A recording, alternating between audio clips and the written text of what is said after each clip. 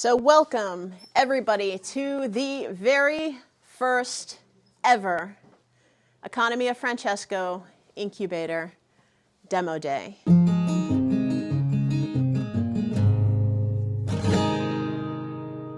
It's a really important day for all of us, so let us connect together in prayer.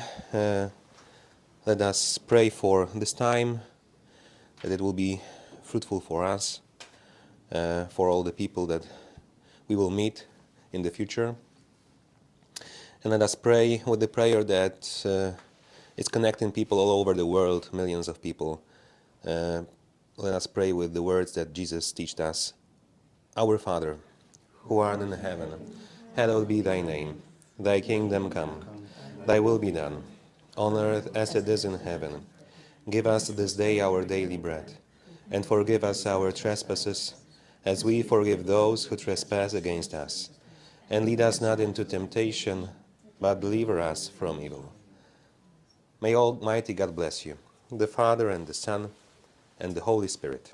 Amen.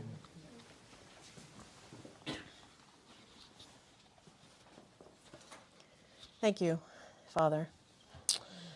All right, so with this, we are going to go into today's program. So what we have here is we just had our opening blessing from Father Adam, and we're going to give you now a bit of an introduction. You can see we're going to introduce the economy of Francesco. We're going to say a little bit about Catholic social teaching, and then we're also going to have an introduction to non-extractive organizations. From there, I'll speak a little bit about the actual Economy of Francesco Incubator. So you can just, for those that are online, you can get a little bit of a taste of what it is that we experienced during this beautiful week. And at that point, we will move on to the pitches.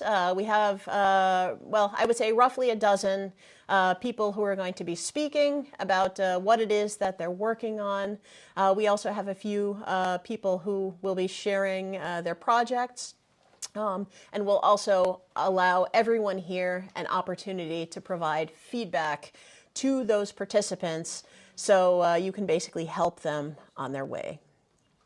From there, we'll have a closing blessing, and then afterwards, if there's some time left over, we can leave the chat room, and also here physically in person, we can leave the time for a little bit of networking. There will also, during the closing, be some opportunity for Q&A, because I can imagine that some of the people, both here as well as at home, who are online, might have some questions, and I or the participants or anyone really who's involved would be thrilled to take the time to answer any of those questions.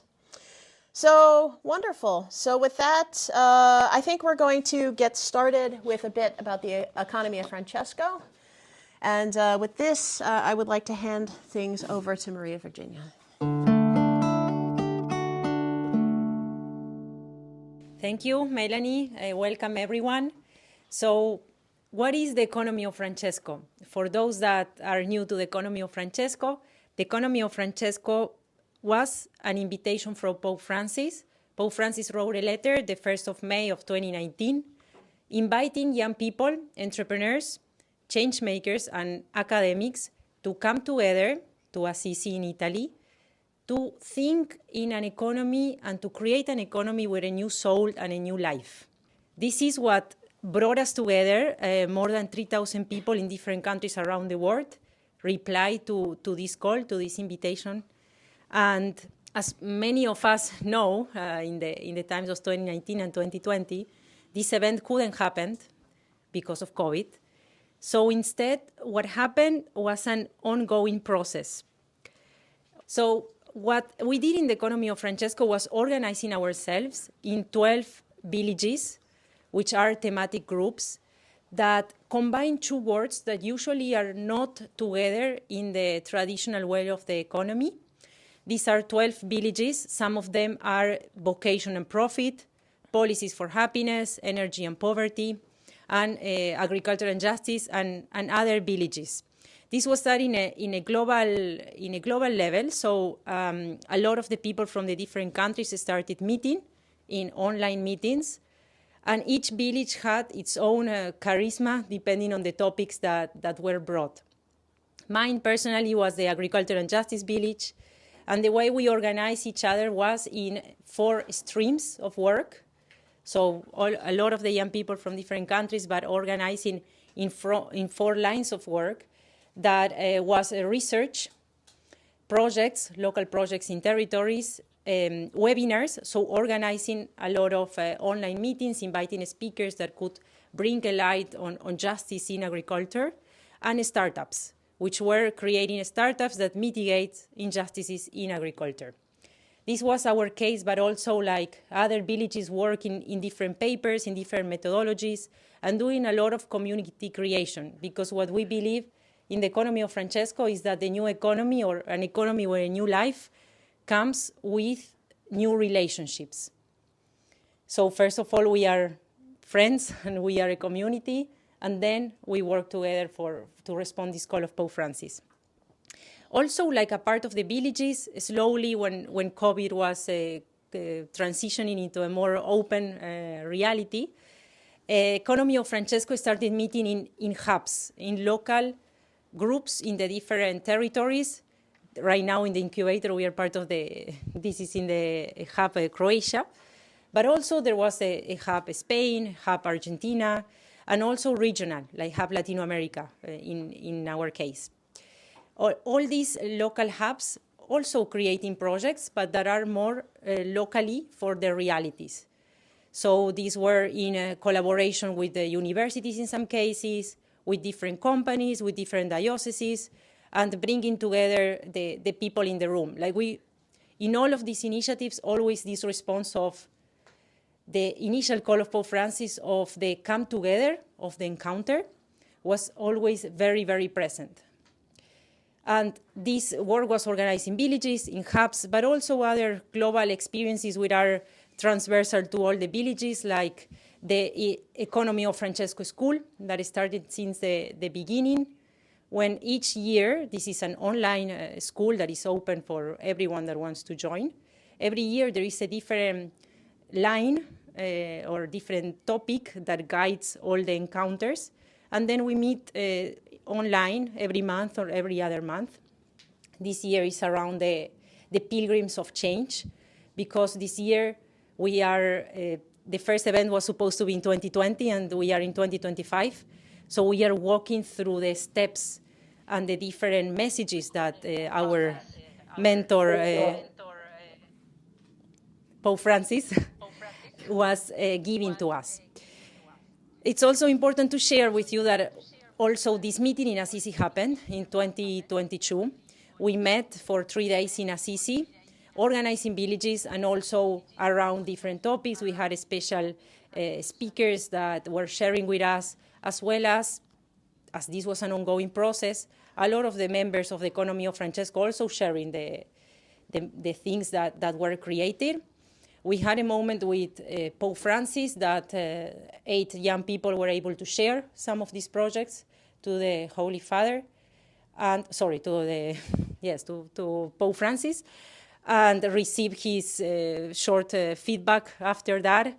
And in this message that he gave us, like he always, like every year, even that we sometimes do online meetings, like, and he brings a message to us. This one was face to face.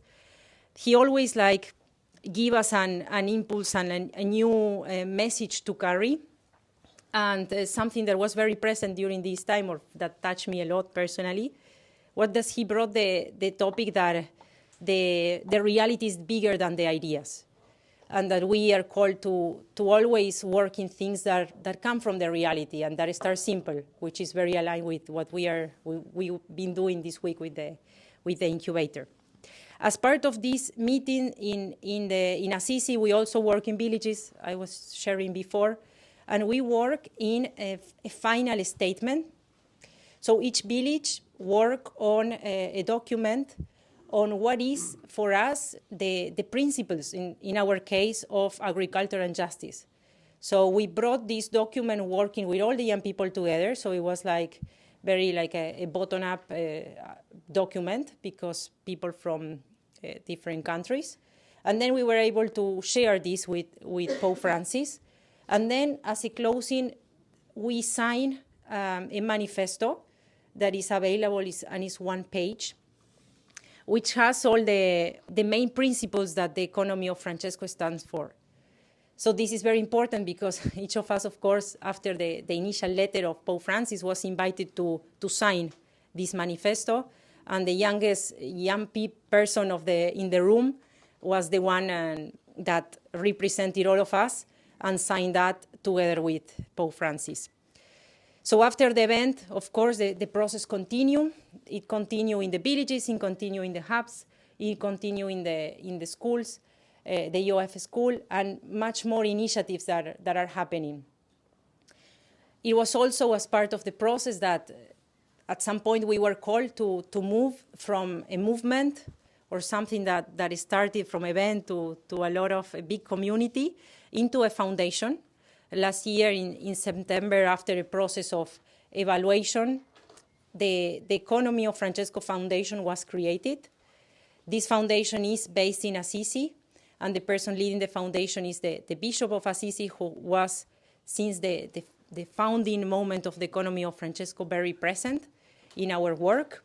And the foundation has different bodies that are working and are aligned with the structure that is needed for a foundation.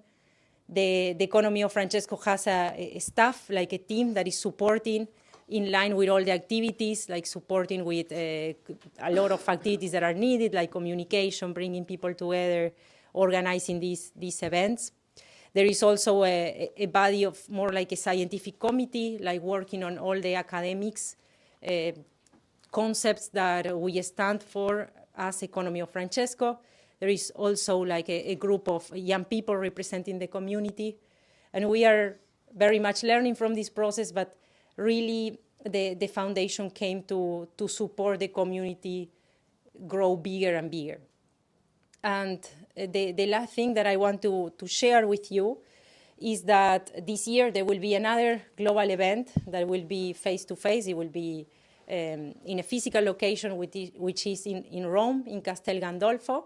It will be in November, and everyone is invited to apply to this event. We will also work in the villages. We'll also work with like listening, inspiring conversation, talks, work together, have different activities. So we invite you, everyone, to apply to the event and to join us in November.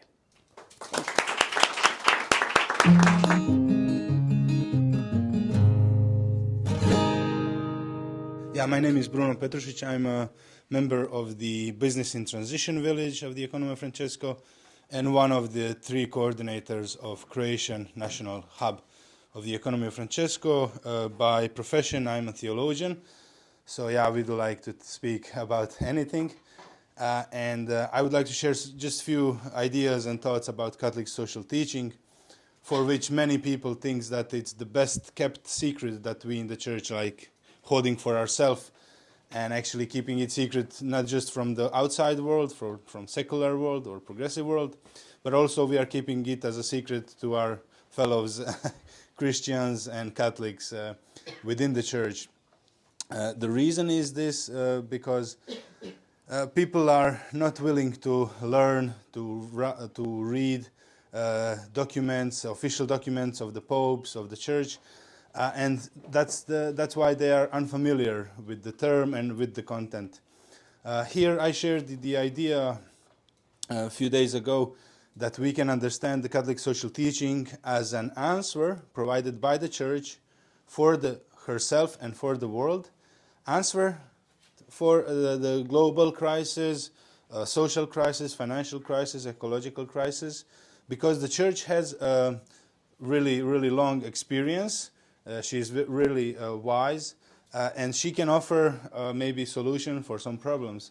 And that's what the popes and dicasteries and bishop conferences are doing through the content of Catholic social teaching. So every time when some crisis happens, church, try to get answer to this. For instance, we all remember, maybe you who are younger, you don't remember that, but 2008 we had a big financial crisis, global crisis, and just year after that, Pope Benedict XVI wrote the Caritas in Veritate encyclical letter to the world, providing some insights how the world can wrestle with this crisis. The content of the Catholic social teaching is basically the principles of the Catholic social teaching, then fundamental values and social values. And what we what is the easiest to understand is social values like a peace, family, work, relationship between people. Fundamental values are really important. Those are justice, love, and freedom. And we think of them like more in some sort of philosophical way. It's hard to implement them in our daily lives, but actually we cannot live without them. We cannot live as free persons, as a free society, without the truth, without the justice. And we cannot have just society without truth and the freedom. So they are interconnected, and they always have to go together. And then we have principles, which is more abstract things like common good, solidarity, subsidiarity. And that actually, I like to have, if you could imagine a tree, that every tree has a roots. You cannot see the roots, but if the tree doesn't have roots, it dies. So the roots are the principles. It's hard to see them, in society, but the tree cannot exist without them. It's the same for the Catholic social teaching. It cannot exist without these principles: common good, solidarity, and subsidiarity. Then, if you have image of tree, there is a trunk, that is the fundamental values, and then you have a tree top with fruits or leaves, whatever. That is the social values. Everything of this tree exists because there is some soil, fertile soil. And this fertile soil is human dignity. So human dignity is like something that we must have if we want to build community, if we want to understand a human person. And human dignity, no one can take it away. They can try. You can try to give your human dignity away, but it's something that is inside.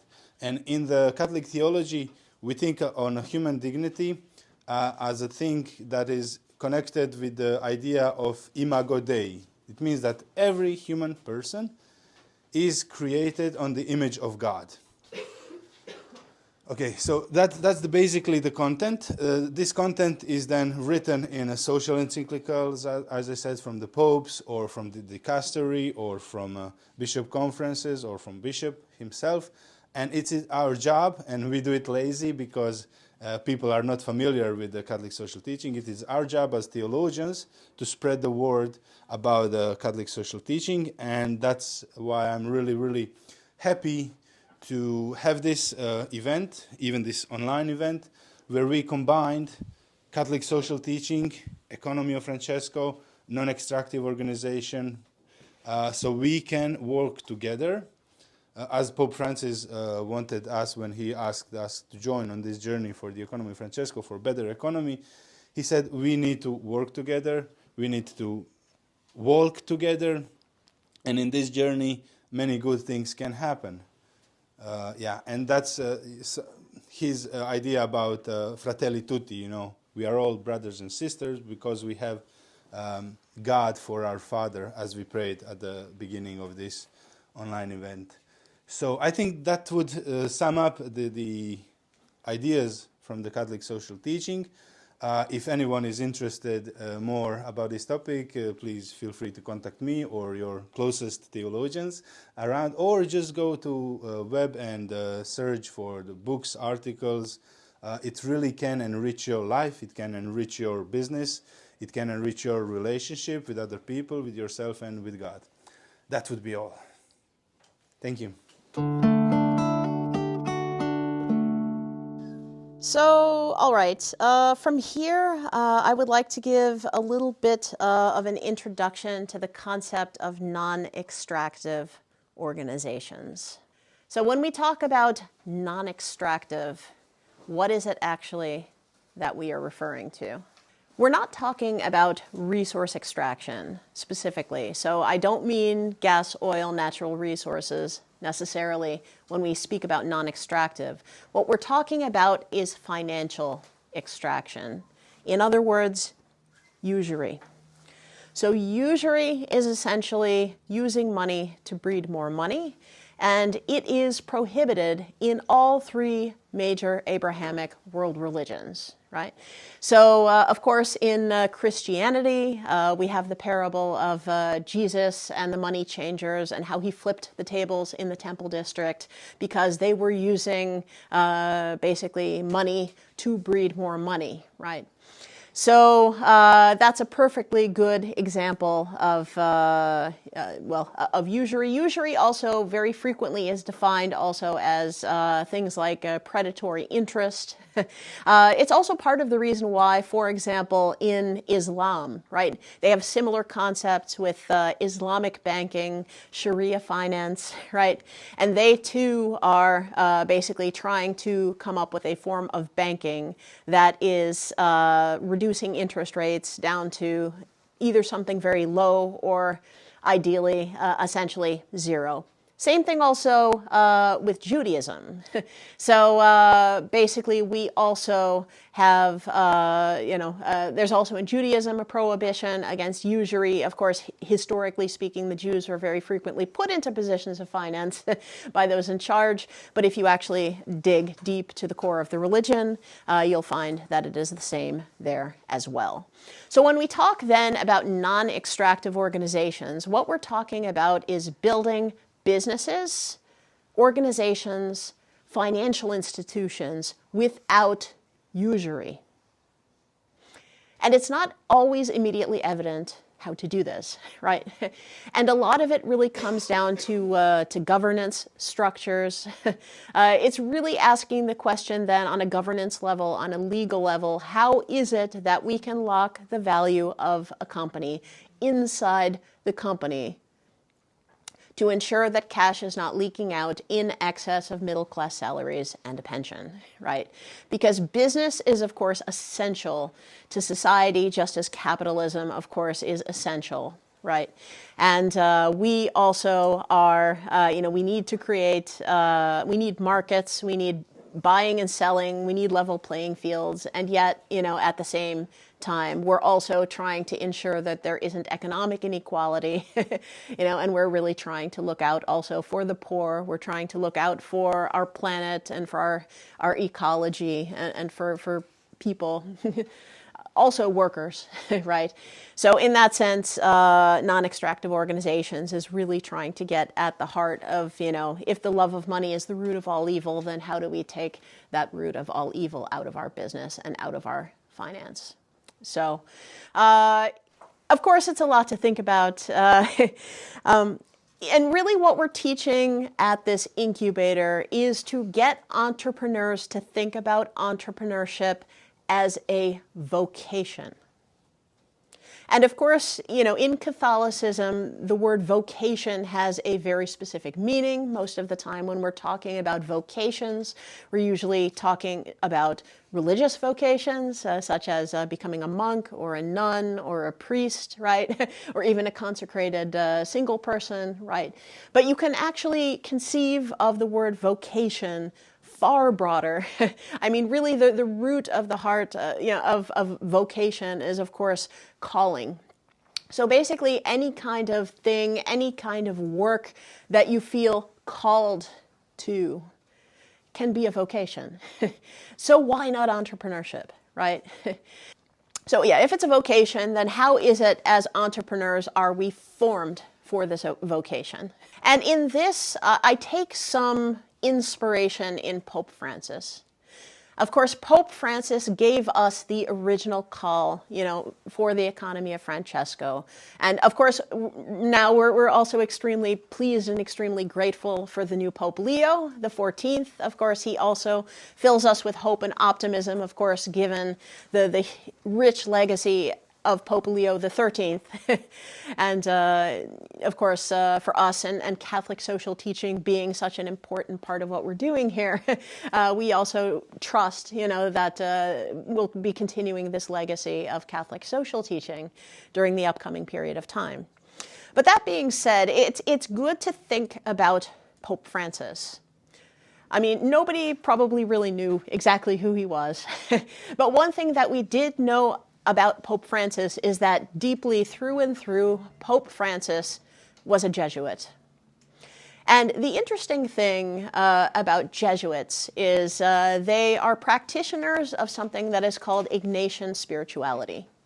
So St. Ignatius of Loyola, he basically came up with an entire set of spiritual practices that were really meant for deep discernment.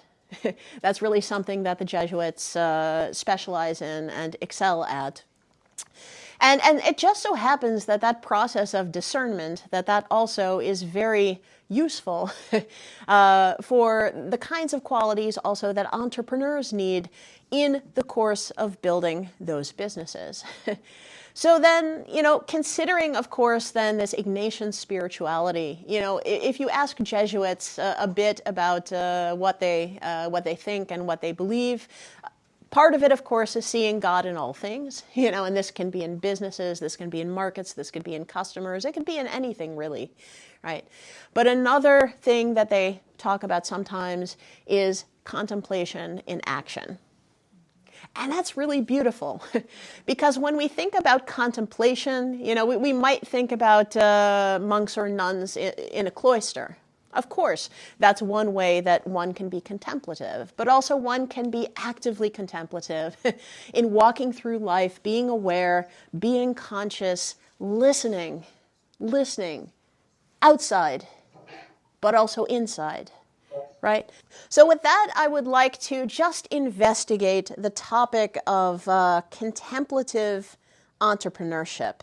What exactly does that mean? What would it look like when entrepreneurship is contemplative? So after doing some thinking about it, I broke it up into 6 disciplines of contemplative entrepreneurship. And the first discipline is obedience.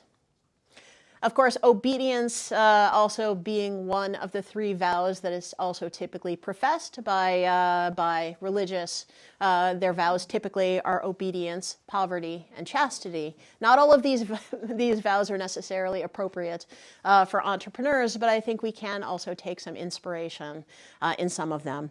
So when we talk about obedience, we're talking about obedience to the mission. Because when we have this vocation, when we feel this calling, wherever this calling might be coming from, we need to follow it. Well, I mean, we don't have to follow it, of course. I mean, we have free will, and that's how life works. But of course, if we really want to express our potential, if we really want to truly be of service, then listening and taking steps in that direction, of course, is what makes us feel like we're optimally in alignment.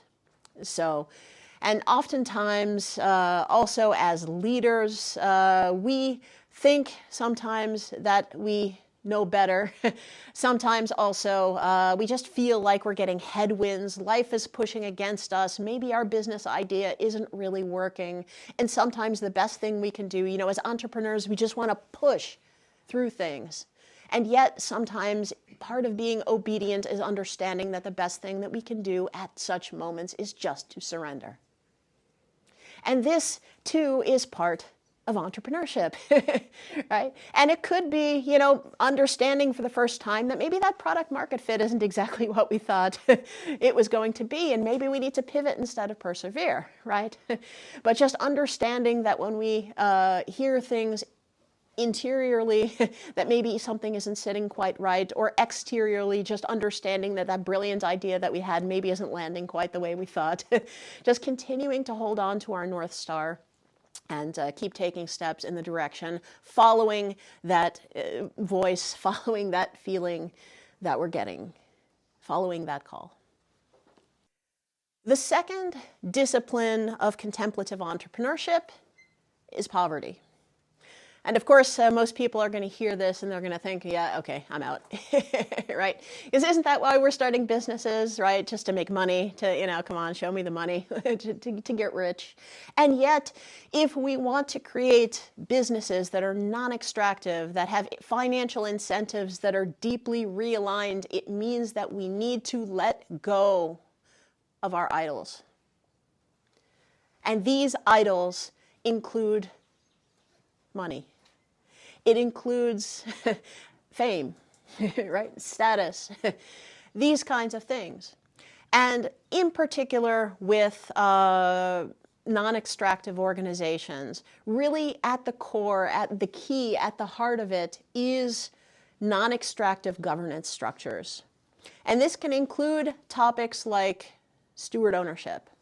So there was a very heavy emphasis here at this incubator on non-extractive governance structures, alternative ownership structures, things like steward ownership. We also were considering cooperatives, also hybrids of the two, things like steward-owned co-ops, But basically anything where we are fundamentally realigning incentives. You can also consider this to be a form of systems thinking and applying systems thinking to both business as well as finance. So, but with steward ownership, perhaps first I can explain what steward ownership is for those who are not familiar with it. Steward ownership is basically embedding biblical stewardship into your companies legally. And when I talk about biblical stewardship, then the best way that you can understand it is by considering the parable of the talents. I'm going to read it for you just for those of you who are not already familiar with this. So this is from Matthew 25:14 through 30. For it will be like a man going on a journey who called his servants and entrusted to them his property. To one he gave 5 talents, to another 2, to another 1, to each according to his ability, and then he went away. He who had received the 5 talents went at once and traded with them, and he made 5 talents more. So also he who had 2 talents made 2 talents more. But he who had received the 1 talent went out and dug in the ground, and he hid his master's money. Now, let me pause for just a moment. So right now, the scripture is using the word talent, but actually what it's talking about is money. So basically, the master had entrusted these men with some money.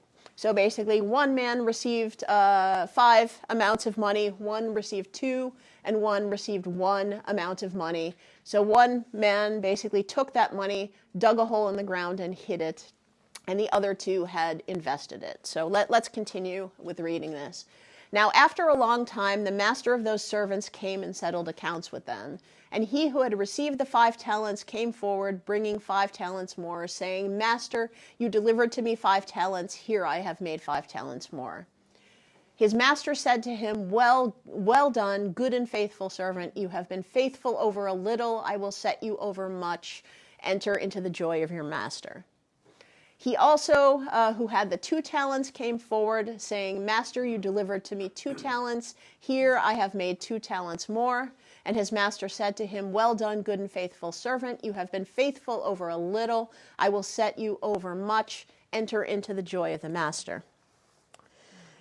And he who also had received the 1 talent came forward, saying, Master, I knew you to be a hard man, reaping where you did not sow and gathering where you scattered no seed.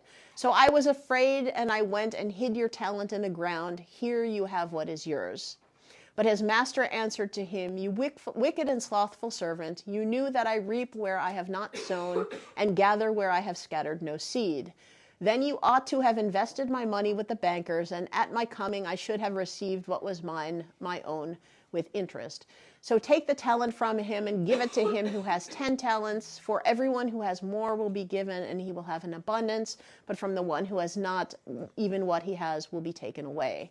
And cast the worthless servant into the outer darkness. In that place there will be weeping and gnashing of teeth. All right, so this all sounds a little bit harsh, but let me try and interpret this for you. So this isn't so much a story about banking with interest. This is actually, I believe, really just a parable, and it is an analogy. And he's basically talking about taking what you have, managing basically those resources, and trying to make the most out of it for the master. Because what you need to understand, I believe, in this parable, is that these three men were stewards. Okay? So one man, of course, did very little. Two of the other men did what they could to their best capacities. But at the end of the day, they were stewards. But what that money that they were managing was not theirs. It belonged to the master, right? And that is, I think, at the heart of the idea of steward ownership, right? Because the owner was the master, right? God, right? And the stewards, those were people like us. And what we're doing here is we are separating basically the stewardship of these resources from the ownership of these resources, understanding that we might steward them, but they do not belong to us. So the idea with steward ownership is we are using legal tools to be able to embed this biblical stewardship into our businesses.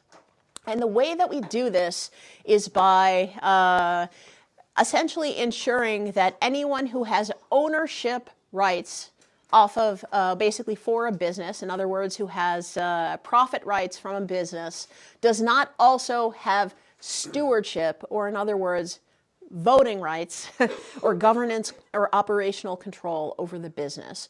So what we're basically doing is we're taking the financial incentives, the love of money, and we are pulling it away. We are separating it out from the actual stewardship, the governance control of the company.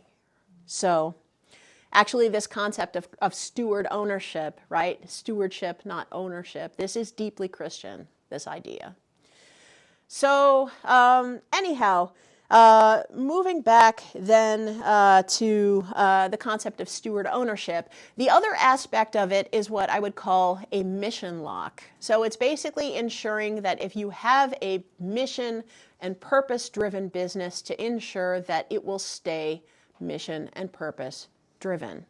Usually the way that we would implement this in steward ownership is through a construction that we typically call a golden share, which is a stock of equity that contains voting rights but no profit rights, and it gives the holder veto rights on certain governance operations such as dividends, mergers and acquisitions, and changing the mission and purpose in our statutes.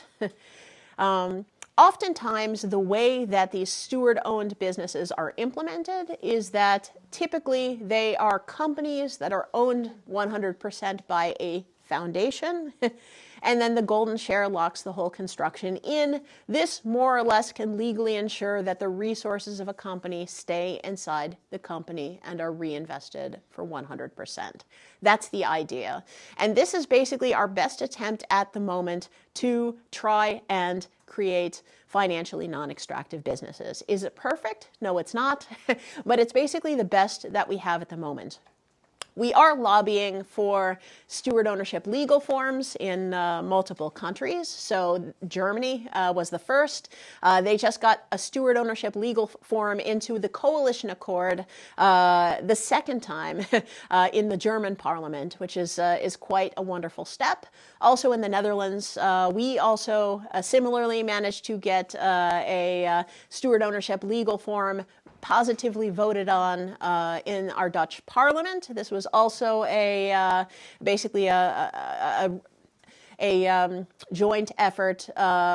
Basically, well, it wound up getting the straight progressive vote, the straight Christian vote, and then the farmers, which was basically enough to get a majority in the parliament, so it passed. So this is actually now at our Dutch Ministry of Economic Affairs getting implemented, well, in the process of becoming implemented, hopefully. And of course, what we're trying to do here with these legal forms is we're trying to take a process that is complicated and expensive in creating these kind of multiple entities and golden shares and puzzling it all through. And we're trying to just make the whole thing simpler, right? And to put it in biblical terms, we're trying to make crooked paths straight. Right. And on top of that, we've got this new thinking and putting this this into biblical terms. You know, we have this new wine, and new wine should not go into old wineskins because it will burst them. Right. And we need to create new wineskins for the new wine. And that also is what we're attempting to do with these legal forms. So anyhow, going back to now contemplative entrepreneurship. And what we were speaking about before with poverty, it requires a great sacrifice of the entrepreneurs to do this. I'm an example of this. I actually, 10 years ago roughly, gave my company away. I sold it for €1 to a foundation. It's not to say that I'm living in poverty in the absolute sense, because I still get a nice, comfortable middle-class salary and a pension, you know. But I'm basically middle class. But the huge windfall that I could have had from selling my cybersecurity company, because I am the CEO and co-founder of Radically Open Security, which is a 10-year-old, 50-person cybersecurity company with millions in revenue. You know, it's a good company. I could have been wealthy by now, and I sacrificed that chance by wanting to make my business steward-owned.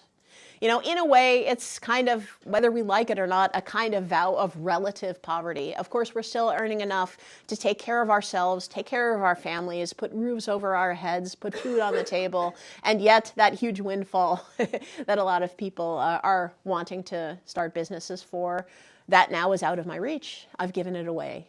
And yet, I would not hesitate to do it again.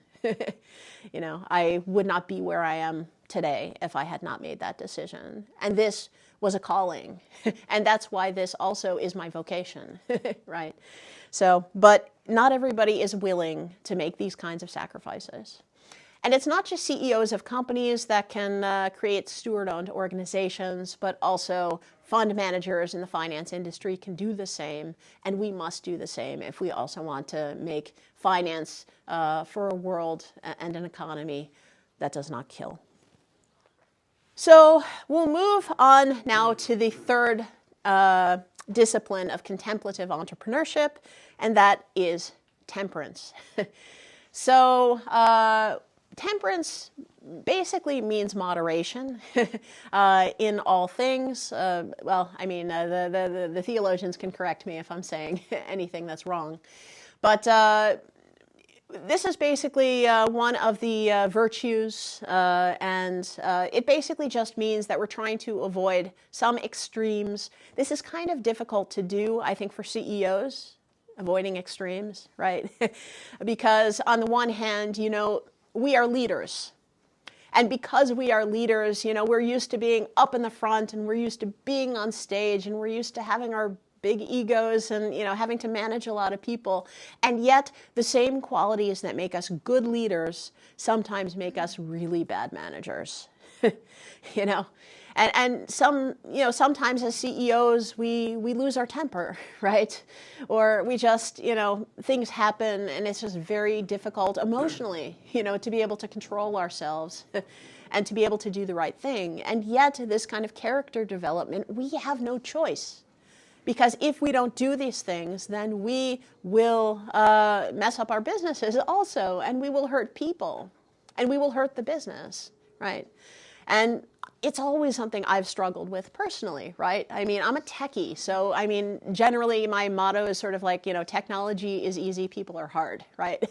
So as a kind of a semi-autistic techie, you know, sometimes just trying to manage, you know, dealing with other people in an appropriate way, you know, it's a process, right? And it's something that is a continuous struggle and process of personal development, and something that we can work on, right? But there's other forms of temperance as well. I mean, temperance in not necessarily wanting to hyper-grow, right? Because we talk about moonshots in the startup ecosystem, right? You know, to the moon, right? But we need to also understand that we need to think big, start small. And there's, again, many biblical sources that will support this kind of thinking. So in terms of starting small, I think that it's also useful and it's also instructive to think about the mustard seed. The parable of the mustard seed, it was actually in two different parts of Matthew 13 and Matthew 17. But you can see here, he told them another parable, so he was Jesus. The kingdom of heaven is like a mustard seed, which a man took and planted in his field. Though it is the smallest of all seeds, yet when it grows, it is the largest of garden plants and becomes a tree, so that the birds come and perch in its branches.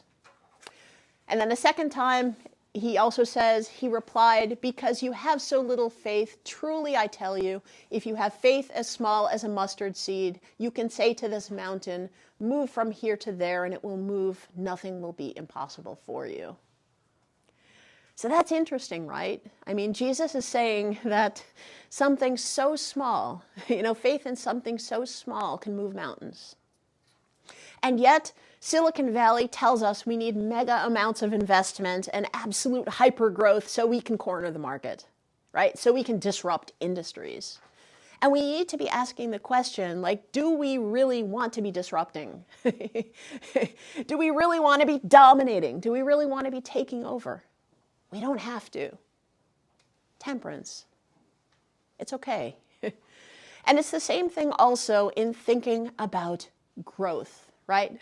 Because we, as entrepreneurs, always tacitly think that growth is good. More growth is better. Exponential growth is best, right? You need this hockey stick curve or you are just being left behind. And yet, is this true? And is this Christian? Maybe not. We can also gain some inspiration here, once again from the scriptures, in considering the parable of the sower. So the parable of the sower is from Matthew 13, 1 through 8. That same day, Jesus went out of the house and sat by the lake. Such large crowds gathered around him that he got into a boat and sat in it, while all the people stood on the shore. Then he told them many things in parables, saying, a farmer went out to sow his seed. As he was scattering the seed, some fell along the path, and the birds came and ate it up. Some fell on rocky places where it did not have much soil. It sprang up quickly because the soil was shallow. But when the sun came up, the plants were scorched, and they withered because they had no root. Other seed fell among thorns, which grew up and choked the plants. And still other seed fell on good soil, where it produced a crop 160 or 30 times what was sown. Jesus goes on to take this parable and interpret it further, but I'm going to leave the further interpretation for the moment. What I want to look at here is the fact that we're scattering seeds, right? And you can consider these seeds to be our startups. These seeds are our business. And of course, these seeds, as with, the mustard seeds, are going to grow. However, how is it going to grow? There's a lot of thinking out there in the new economics realm, things like post-growth, degrowth, donut economics, that are tackling specifically these kinds of topics. And it's all a bit confusing. Particularly with post-growth and degrowth, what we are really asking the question is growth good? I wouldn't say that growth is bad. And I think this is a common confusion also about post-growth and especially degrowth. Nobody is saying that we don't need growth. Nobody is saying that our businesses don't need to grow. If your business doesn't grow, then you have no business. End of story. But the point here, though, is it's more of a question of how are you growing? And, these details are important, and we can take this concept of growth and place it within the framework of the donut as presented by Kate Rayworth, who wrote the very wonderful book Donut Economics. And Kate Rayworth, by the way, also happens to be on the advisory board of the Economy of Francesco. And in fact, she will, I believe in a month or two from now, be giving a presentation actually at the Economy of Francesco School. But the point here being that with the donut, we're essentially trying to find the safe and equitable space between ecological limits and social constraints on the inside. And essentially, we can grow, but only up until a certain point. And she's trying to create a visualization of an economy that is not just up and to the right, but rather that is circular. So that is also very similar, that it's a different kind of illustration of growth. And similarly, Kate Rayworth also in her TED Talk also tells a story about growth in the sense of things like living creatures and plants, for example, trees. And what she says is that at the very beginning of a tree's life, a tree grows really quickly, almost exponentially. But then at a certain point, this tree starts to flatten out. And then, at a certain point, it's reached its maximum size. So then that tree, it stops growing and it starts thriving. And if the tree wants to grow further, well, it can't. It's already reached its maximum size. But what the tree does next is it drops seeds. And then those seeds form new little trees. And her question being, if this is how nature does it, then why is it any different with our businesses? See, there's one thing in nature that grows exponentially forever, and it's cancer. And it is toxic to any ecosystem that it is living upon. So why then does it inform how we do business? So coming back now to this parable, what we need to understand is that Silicon Valley hypergrowth model, that is the second case of this seed, right? So with line 5 here, some fell on rocky places where it did not have much soil. It sprang up quickly because the soil was shallow, but when the sun came up, the plants were scorched and they withered because they had no root. That is hypergrowth. It is growing too quickly. It has no root. We're being called as entrepreneurs instead to plant our seeds in good soil, where it might grow slower and more organically at the beginning, but ultimately it will produce a crop 100 or 60 or 30 times what was sown, right? And that is the beauty with organic growth, with bootstrapping, with starting small, growing organically from customer revenue. This is also part of the basis of non-extractive organizations. All right, going back to the next discipline of contemplative entrepreneurship is Sabbath and rhythm. We think as entrepreneurs that it is essential for us to push through, to force, to always be on the go, right? And look at people like Jack Dorsey and their crazy schedules and think that we're supposed to be doing the same. Not so much. So really what we're supposed to be doing as entrepreneurs, the ultimate, basically the ultimate creator, of course, is God, right? And if we consider Genesis, the very beginning, right? In the beginning, God created for 6 days. And then on the 7th day, he rested. And if God thinks, if God wants to rest, after 6 days, then why do we think that we shouldn't be doing the same? So we need to honor things like our weekends. We need to understand that there's a particular rhythm in our schedules and we need rest. It's not just producing, but it is a creative process, entrepreneurship, which means that because it's a creative process, we need to alternate work with rest, okay? So basically what this means is not just that we have to find a rhythm on a weekly basis with honoring and respecting our weekends and also the weekends of our employees, but also on a daily basis. How can we build a Sabbath into our day? right? You know, it could very well be making sure we take time for meals. It could be using a Pomodoro timer, you know, to work for 25 minutes, take a 5-minute break, and then do a certain number of Pomodoros and do a longer break. But we can find ways of creating this Sabbath rhythm into our day, into our week, into our months, even into our years, you know, periodization with the months. We have some busier months than others. Years, what about sabbaticals, right? And understanding that we too need this and that this nourishes our soul. And we need this as entrepreneurs to be creative and to create. The fifth discipline of contemplative entrepreneurship is silence and prayer. And it's very easy for us entrepreneurs to be hyperactive and to constantly, again, fill up all of our time with meetings and with activities and with sales calls and with, but we also need to understand that we need to create space and we need to create silence for the discerning, right? So we can actually step back occasionally and really be able to reflect in silence. It could be just taking some time to do some journaling. It could be going to the church and taking some time to pray. Whatever it is, even a combination of all of them, it's fine, you know. And but we need this silence and we need this prayer to really be able to function, I think, in a way where we're listening to our internal direction that we're getting, right?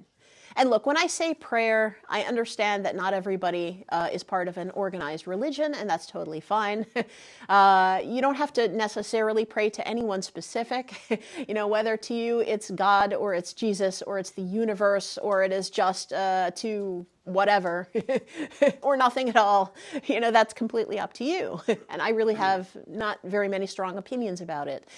But what I can say, though, is no matter what it is you think or you believe, taking that time just to listen to your own internal compass will ultimately lead you to the place where you're going to feel the most aligned. And that, of course, is also the most maintainable in the long run. And the final discipline of contemplative entrepreneurship is death and resurrection. And, of course, this is a very Christian concept, of course. But what we need to understand with this one is that we need to embrace endings. Because sometimes our business fails. Sometimes that idea that we had, you know, that we were testing doesn't succeed. And with that resurrection process, understanding that with that ending comes a new beginning. With that death comes rebirth. And we are reborn, and our businesses are reborn, right? And we can also, in terms of lean startup, call it pivot or persevere, right? But understanding that those moments of pivoting are not failures. They're actually just moments of learning. They're moments of evolution. They're moments of transformation. Right? And sometimes we need that death. We need to be broken down.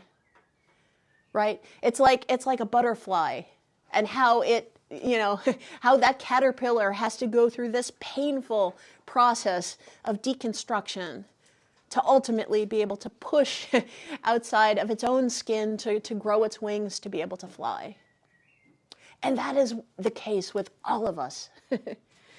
And this too, and embracing this, embracing that we're all finite, embracing that our businesses are all finite, this too is part of entrepreneurship.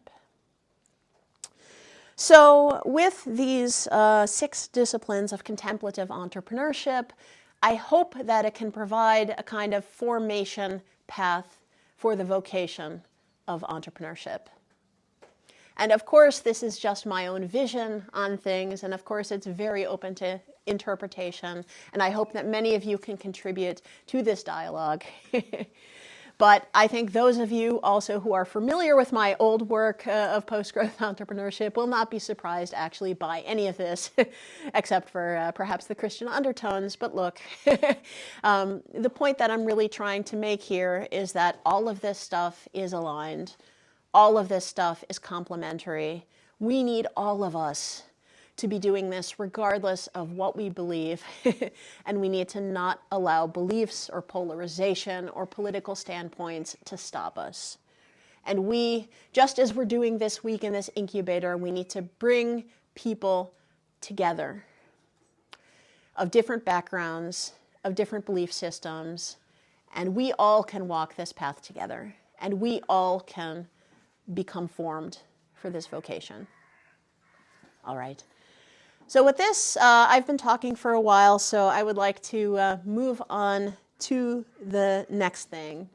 And really quickly, that is just now a quick few words about the incubator itself. So we have been here for the last week on Krapanje, sorry, I don't speak Croatian, island here in Croatia, and it has been absolutely beautiful. So as you can see here, we are in a Franciscan monastery. We have water that is surrounding us. It is incredibly beautiful here. We have a beautiful group of people who were kind enough to join us this week.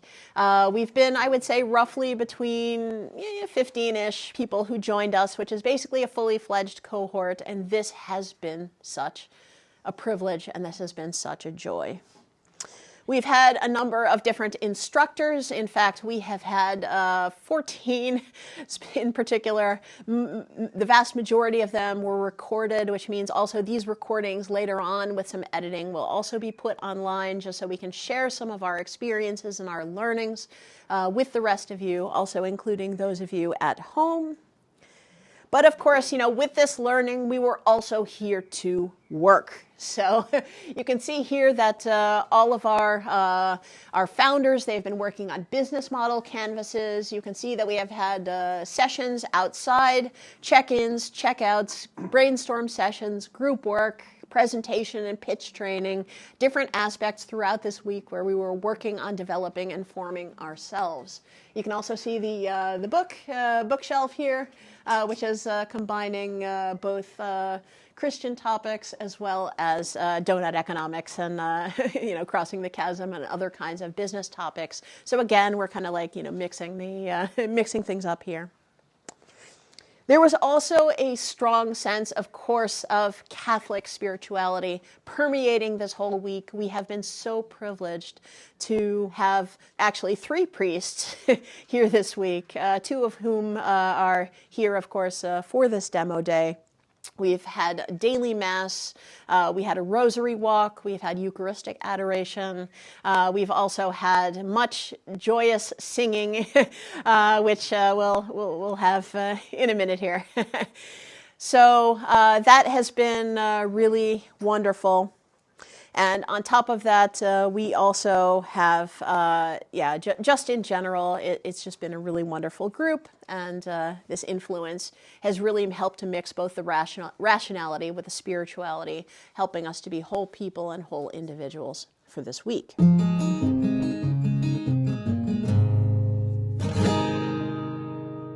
We, the sisters, were the servants of the Purest Hearts of Jesus and Mary. We're a religious community founded in Miami, Florida. We are currently serving in the Diocese of Gliwice, Poland. So we've been there for a little less than 2 years. And we're happy to be here as part of this incubator. We are bringing ideas of different projects that we want to develop in our diocese. So this has been very enriching.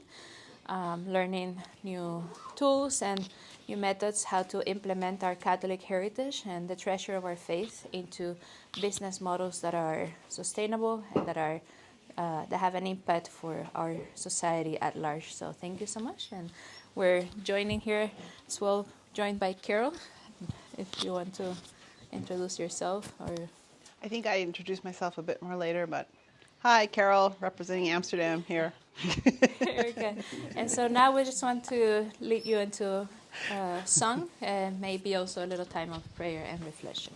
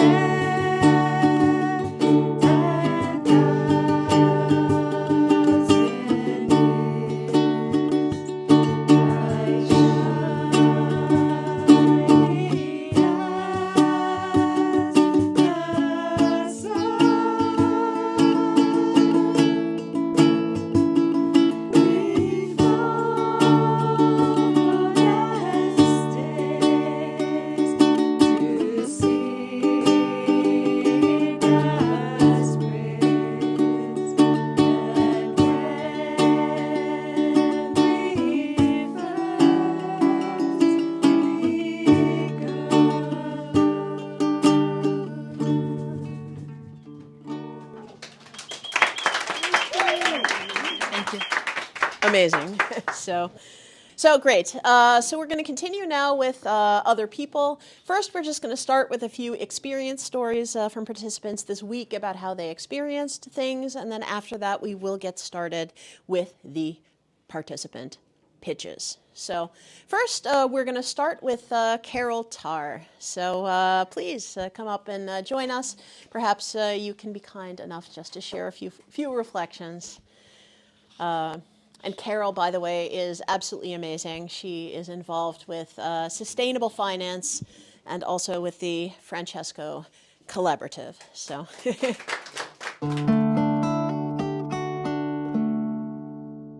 Hi, everyone. It's been such a great week and an honor to be here and to learn and to share what I do know, which is how much do I know, right? I feel like I know very little and I've gained a lot, but I was able to share my interest and my work in integrating Catholic social teaching with impact measurement and management frameworks, and able to, I think, push our participants to really consider putting who at the center of what they're building their business models about. Like to always consider the poor and to always consider the cry of the planet and how much further can we go, how much deeper can we go, and the scope and the scale of the problem, and to always have that be the guiding star. And it's been an amazing week in this environment, for discernment and contemplation.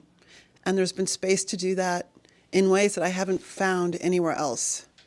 So to be in the middle of a tough question and to look up through the trees into the sky, or to walk alongside the water, or to go into the chapel for Mass, or adoration of the Eucharist, or walking rosary, a rosary walk, walking rosary, all of these things, and to do it with business on the mind, and purpose, and mission, and values.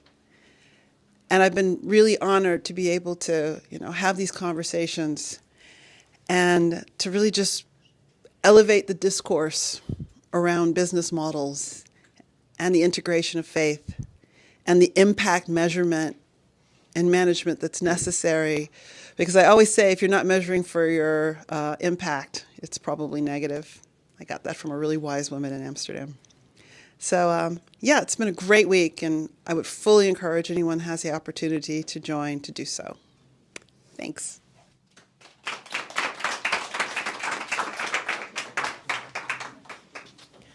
amazing. And next up, we have Father Sylvester, who is actually joining us here from Rome, from the dicastery for the promotion of integral human development. So thank you so much, Father, for joining us.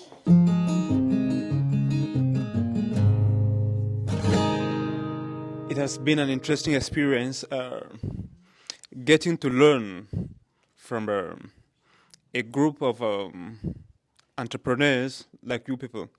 And I think the experience has been so tremendous. And it has been a packed week. Every minute, every second of this moment of this week has been so enticing, so enlightening. From waking up, the discussions at breakfast, getting into the business world.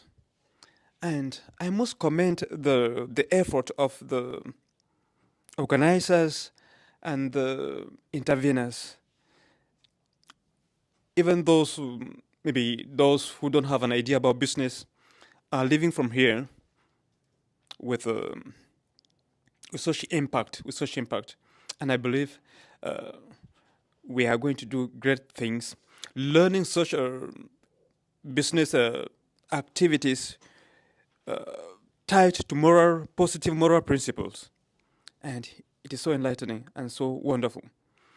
I don't think I'm going to do justice by summarizing this whole week or the event in just these few seconds, but it has been a tremendous event, And as I say, I'm looking forward to maybe the next event.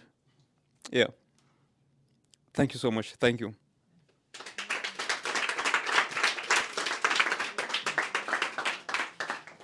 Wonderful. Thank you so much, Father Sylvester. Great. So now we are going to get to the good part. And the good part is going to be the pitches. So we're going to start actually with a group of students who are Croatian, who are joining us for yesterday and for today in this event. Of course, we're very pleased, very honored also to have young people joining us, and we look forward to hearing your story.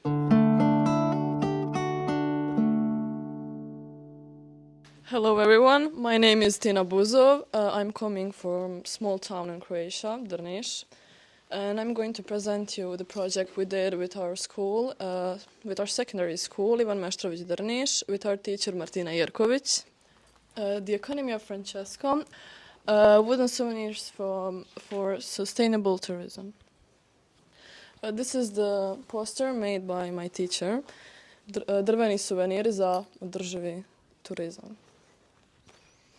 About the project connects my school, Ivan Meštrović Secondary School in Drniš, and Ruđer Bošković Technical and Industrial School in Sinj, the Juraj Bonači Center Sinj branch. The goal of the project is to develop an innovative wooden souvenir that promotes sustainable tourism. The project gets funds from Croatian Ministry of Tourism and Sports of the start work. Project participants include carpenter pupils who create unique wooden souvenirs using environmentally friendly materials and techniques, economist peoples who develop a promotional campaign logo, name, slogan, and the project and they made website, participants from the Juraj Bonači Center Sinj branch who complete the finishing touches on the souvenirs through creative expression in art workshop. Project contribution, practical skills to gain knowledge in woodworking, creativity, and innovation. Interdisciplinary collaboration connects different professions and encourages teamwork. Promotion of sustainability educates on ecological aspects of production and marketing, and social inclusion and enables people with disabilities to actively participate in the community. Project goals, first most important goal is to create a recognizable brand, a symbol of sustainable tourism in local community. Promote interdisciplinary collaboration and the exchange of knowledge and skills. Educate about the importance of sustainability and sustainable practices. Develop practical skills working with wood and eco-friendly materials. Implementation methods, creative workshops, brainstorming, sketching, use of CAD software for design. Then we have digital tools, use of graphic software and website creation tools. Hands-on workshop activities, demonstrations guided by teachers, collaborative activities, group work, partnerships with local instructions, PR activities. Project accessibility, promotional activities organizing events, participating in local fairs. Then we have institutional collaboration, partnership with local authorities and tourist offices Sinj and Drniš. Digital presence, project website, active use of social media. Then media coverage, press releases, media involvement in events, local online papers, Šibenikin, Dalmatia News, Radio Sinj, and Dalmatia. Now we're going to watch a short movie made by my teacher. That's a movie of our short trip to Sinj.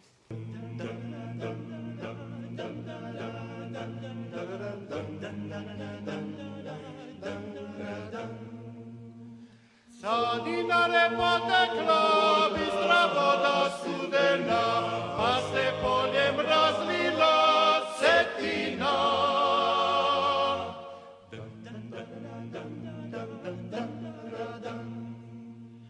Vodu cura molila, da bi drago ljubila, pa joj pjesmu najljepšu pjevala. Oj, cetino rade, daj mi tvoje vode studene, Ojce ti na rijeko, moje dragi preko, pjesmu moju ne čuje, pusti njega do mene, pjesmu moju ne čuje, pusti njega do mene.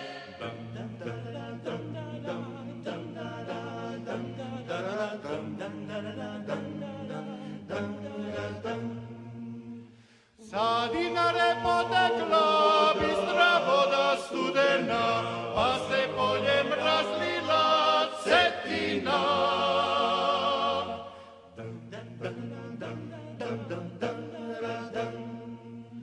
Vodu cura molila, da bi dragom ljubila, pa joj pjesmu na lješu pjevala.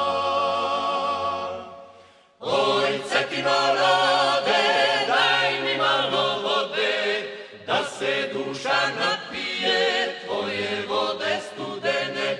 Oj, Cetino rijeko, moje dragi preko, pjesmu moju ne čuje, pusti njega do mene. Pjesmu moju ne čuje, pusti njega do mene.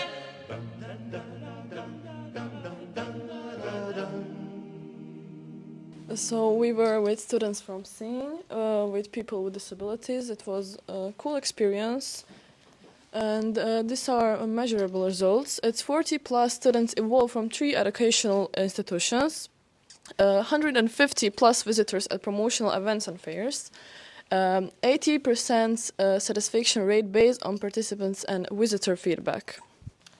Project sustainability, continuous education, training for students and teachers in sustainable practices, product development, creating a diverse range of souvenirs tailored to the market, long-term partnerships, ongoing collaboration with tourist boards and local institutions.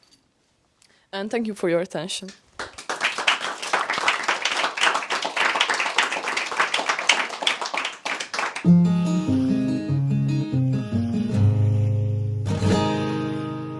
So we're going to get started with the actual meat of today, and that is with the actual presentations from the entrepreneurs.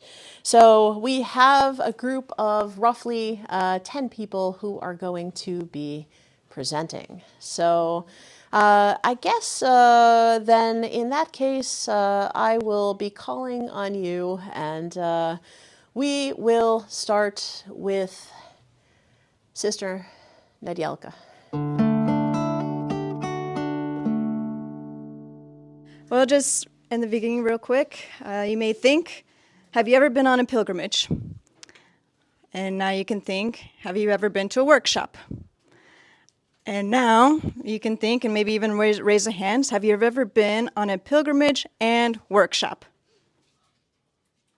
That's great. No one has. That's great. That means you are all eligible here to go to our program, The Way of Beauty, Pilgrimage and Workshop, inspired by the legacy of St. John Paul II, exploring, encountering, and learning beauty through the arts.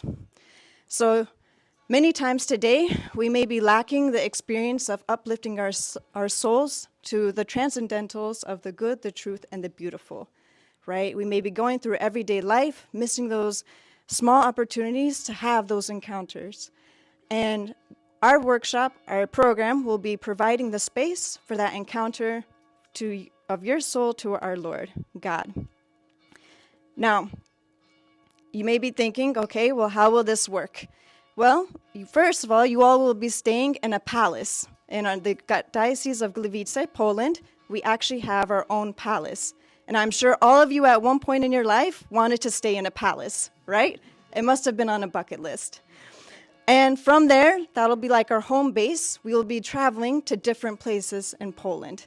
And within each day, we would have a particular theme, and that theme will be connected to the workshop. So what that would look like is, for example, we would begin on Monday, we would focus on music. And we actually have a school of music in Gliwice, our diocese, and I will not be leading that because Lord knows I don't know how to sing. But we will have experts helping in giving those workshops so we can actually participate in musical activities. In particular, we were thinking of Liturgy of the Hours, how to chant that. And so then on Tuesday, we'd be traveling to Krakow, and we would have a workshop in drawing and seeing the beauty and architecture and how that can glorify the Lord. So in the beginning, we would have a little bit of a faith formation, explaining how architecture and God and how that can all go together. And then we'll give you practical tools within the workshop to go out and see what strikes you and to meditate and contemplate and pray twice through drawing what you see in Krakow. And it's such a beautiful town there. Wednesday, we'd go to Wadowice, the hometown of John Paul. And by honoring him and having that theme of John Paul, we'd be focusing on poetry and theater. And we'd be giving you the tools through the workshop to actually help you write your own poetry or any theatrical script. And we would always have sharings at the end of each day and meditations, reflections. Thursday, of course, we have to have a Day of Our Lady, as Poland is truly the spiritual center of the world. We would go to Częstochowa, where we have Our Lady of Częstochowa there. And that would be a Marian Day theme, contemplating Our Lady, and having a workshop of making rosaries, but also with the aspect of icons, because she is an icon. And then Friday, we would be pilgrimaging to the mountains, to all the way south to Zakopane in Poland, and we will have the workshop of incorporating the beauty of nature and faith, and having a workshop of plein air drawing of what we see beauty around us. Now you may be thinking, wow, sister, I like the arts, but I don't know. I don't really know how to sing, draw, but I'm really drawn to that. But that's okay. That's what the workshops are there for you. We will give you the tools, not only for that week, so that you can actually take that with you outside of the workshops and this time. So you may be thinking, okay, we're going to be staying in Palace. There's going to be these workshops. All the materials are included in the workshops. That's way out of my budget, right? No problem. Don't worry. We will be helping with the costs, and we're still figuring out the financial costs, but depending if you're coming from the USA or from Europe, there'll be particular costs within that understanding. And the costs will include traveling, meals, and we'll also be exploring the culinary of arts, because that is art, of different taste testings around the delicious food of Poland. The program fee that it'll include and materials, you may just need to find your own ticket to Poland, but we can also help you see which plane flight is the best as well. Like we said, there will be faith integration, so there will be faith formation, but along with the workshops. But we will also have daily mass available, liturgy of the hours, and rosary. And of course, time of adoration, so we can all just really understand what is going on and what the Lord is having us go through this time of together. And before we end, if you go on this program, you will not be the only one benefiting from this.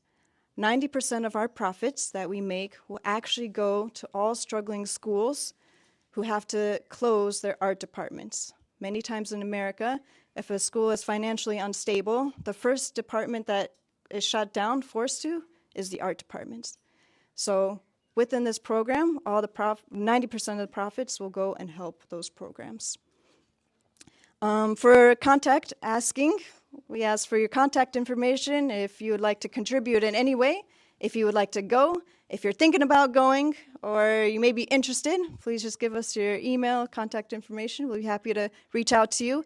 Also, and advertising, if you would like to help us advertise this, the more voices we can, the better. And we hope to see you there. And as St. John Paul II will be accompanying us through us, he always says, be not afraid. So let's not be afraid to explore the beauty through the arts and preserve the culture of beauty. Thank you.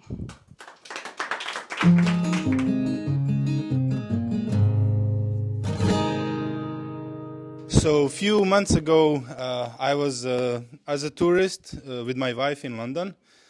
And we always like to take a nice photo or video of the place where we are visiting. And we have really beautiful pictures and videos where so she pictures me, I picture her. Of course, that took some time because she was not satisfied with my pictures. So I had to repeat until she said, oh, this is good. In her case, it's a one-shot picture. And we have really nice pictures where I'm standing in front of the Big Ben or she's standing in front of the Big Ben.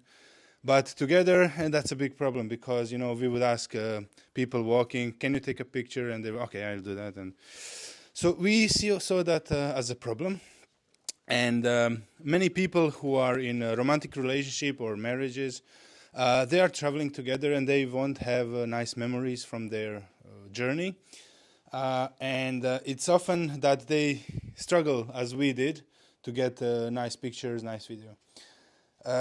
We know that Croatia is a touristic country. I encourage you all to visit Croatia, especially Dalmatia, where we are, and especially Kaštela. And what we are offering now is a new touristic service where we will create memories for you in this beautiful city of Kaštela. We will provide you a romantic experience. We will have a boat take you from one castle to another. You will have a nice dinner, local meals, wine, of course. And we will have a church where you can renew your vows or your relationship. Why we are doing this? Because you are unfamiliar with this probably, but there are Croatian Romeo and Juliet, really people from flesh, living in 17th century in Kaštela, in Kaštel Lukšić. They are called Miljenko and Dobrila. Their castles are separate, like distance is 800 meters. And this story is true. The romantic story, basically Romeo and Juliet script.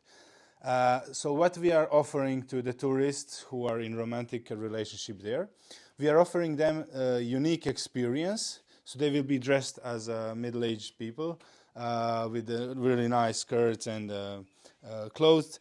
We will take them from one castle to another by boat, rowing boat. We will tell them story about Miljenko and Dobrila, about our cultural heritage in Dalmatia. And we will get them to the church where the grave of Miljenko and Dobrila is. And upon that grave, they will renew their love, their vows. And after that, they will have a nice dinner. So we are collaborating with a restaurant that is really near. And they will have a dinner within the castle, inside of the castle. And while they are having dinner, we will work on their photos and video. And these kind of memories will be ready for them after they eat their meal. So besides just nice experience, romantic experience, they will have some knowledge or some storytelling. They will be in a boat, not like in Venice, but something similar, and they will have the romantic dinner. That is the basic concept, and we would like to provide that service this summer. And I encourage you all who will be joining us in Dalmatia to visit Kaštela and to ask for this service that will be hopefully established then. What we need contacts from maybe tourist agencies, people who are organizing weddings on board. You know, if someone is willing to get married in Croatia, that's good. Come here. And we are also asking, once it will be finished and published out, to advertise and spread the word about it. So basically, that's it. And I hope you will have a nice stay in Croatia while here. Thank you.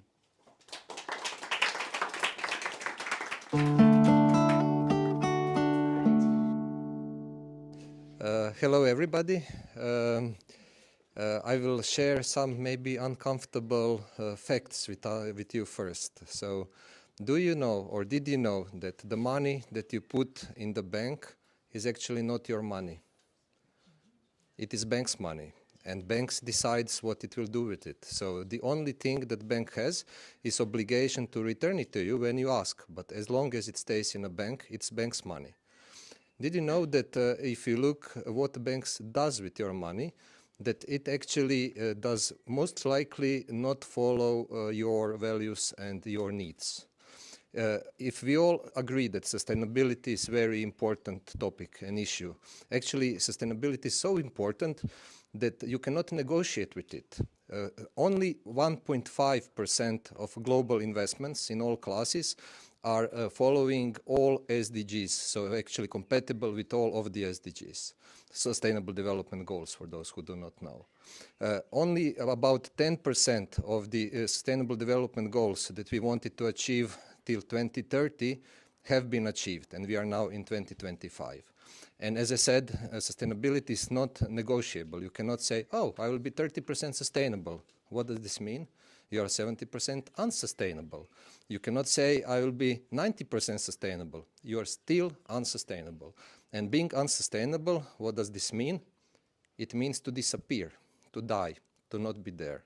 So basically, if we want to change that, we need to change the way how our money is managed and for what is our money used. There are many, many examples in history and also in the present days of community banks, ethical banks, financial institutions that do things differently, but they are just a drop in the ocean. So they are losing their ground, they are doing tremendous work for their communities, but they are not able to scale up and to actually be a systemic actor to offer systemic change. What we have done is that we have designed a banking model that we want to pilot in European Union and later on scale it up all around the world, which actually learns on the experience of community banks. And when I say community banks, those are the banks that are owned by the community. So it means that they are fully aligned with the interests and values of the community. They are shared, they are managed by stewards, so the people who are there to fulfill the missions that the community has entrusted them. And they have ability to scale up, to actually use technology and to use means of communication that we have today to actually communicate and aggregate different goals of different communities into a one combined portfolio. We are working on this for a couple of years. We have a team of very experienced ethical bankers. We have found ways how to make it legislatively possible, because to become a bank you need to have thousands and thousands of pages of documentation which explain how this bank should work. We have providers of an IT platform that could be fully under our own control, to be designed in a way that we can not only do banking stuff, but we can also measure and in a sustainable way measure the impact of what we are doing. And we actually not only measure the impact, we know that this impact is reducing our risks. It means that if you are doing something positive for the society, positive for the planet, positive for the environment, you are running lower risks in the future with your assets. We are now on about 2/3 of the licensing process. We hope that we will be up and running next year. And we are inviting you to think about it. We are inviting you to support us with a donation to finalize the licensing process. It's about 500,000 euros that we need to finalize that process. And we ask you to consider moving and pledging to move part of your assets, ideally as large as possible part of your assets, over the time to a bank that will not fail you, that will make sure that you are, and we as a community, that are sustainable for the time in the future and for the future generations. Thank you.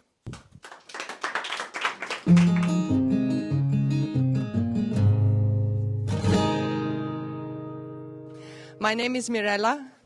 I'm an Austrian citizen and 53 years old, and I'm here to tell you about my platform, or the platform we are going to build together to change the care ecosystem. What do I mean by care? So what is care? There is a lot of interpretations to that word. What I mean by care is that we as a society, we give care and we need care. So if you look at yourself when you're young and you're still at home living with your parents, you're in a care needer, basically, because what you get from your parents and what your home provides you is food, a shelter, education, love, of course. And when you grow up, you move out. And this is the time when you take over and you provide care for yourself. You look after yourself. And still you will need all the things. And then you maybe have children and you give care back to your children. And then eventually when your parents grow old, you will look after them and you will give care to them.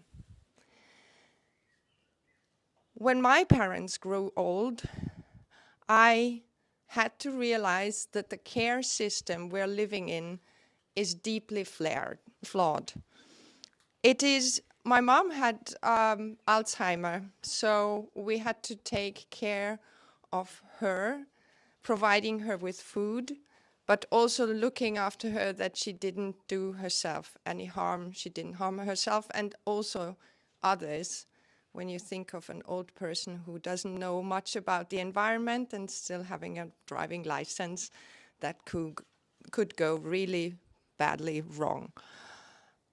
My father refused to leave his flat for the past and last 4 years of his life, so he was in the need of care.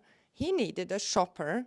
He needed someone who made him breakfast, who made him lunch, who attended to his needs, a friend, a companion, sometimes a nurse.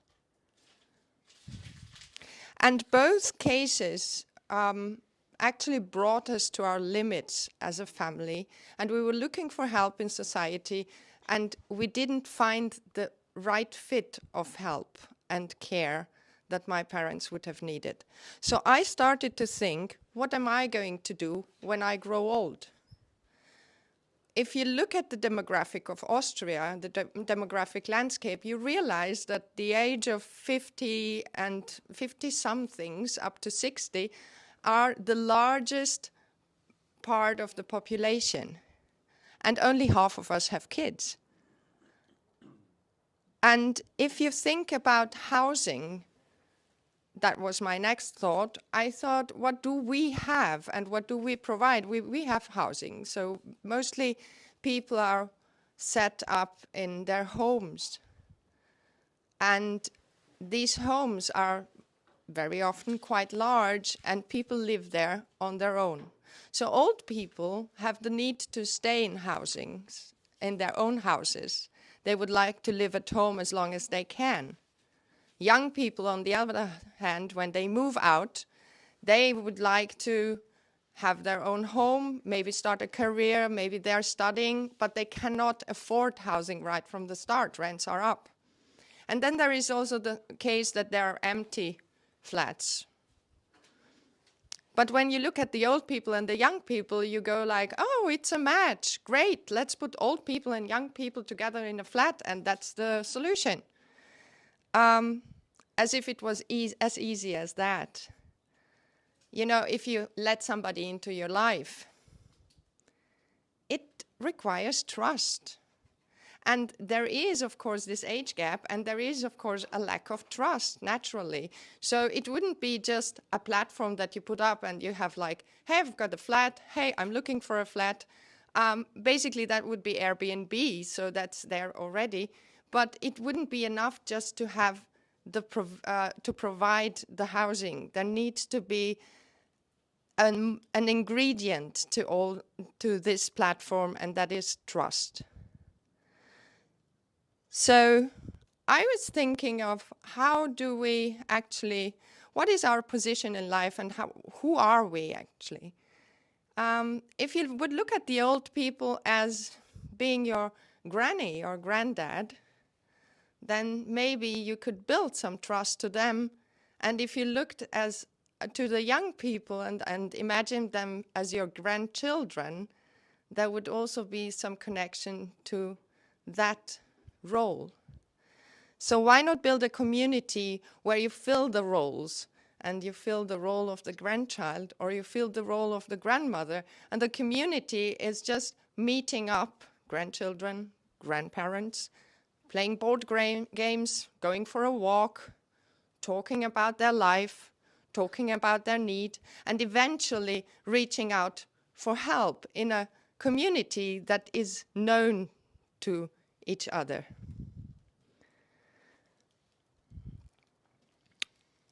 Around this, I'm starting to build a business model, because you could do it as a non-profit, but I think there is more to that. There is potential to that. I would love to see the care system be non-extractive. that it is not built on sort of like extraction of profit on actually the value of time. And there is an exploitation of the value of time in every field of care. So if you fill time with care and you offer that, that is something young people can offer. And on the other hand, old people can offer their homes. They can offer a place to live. Where should I start? I will start in my hometown in Graz. I hope to find people who might also bring to the table an empty flat that we could turn into a co-living that is fit to house old people, an old person, a grandpa, a grandma, and a grandchild together. And I would love the profit to go back to the organization so that we can build more of these flats and restructure existing flats, and also to eventually pay a nurse that might be needed in the community, or to fix it for people who cannot afford to pay fully. I wish that you reach out to me and become part of this journey. And I hope that you can contact me on LinkedIn and just contribute to this idea that I'm starting right now. Thank you.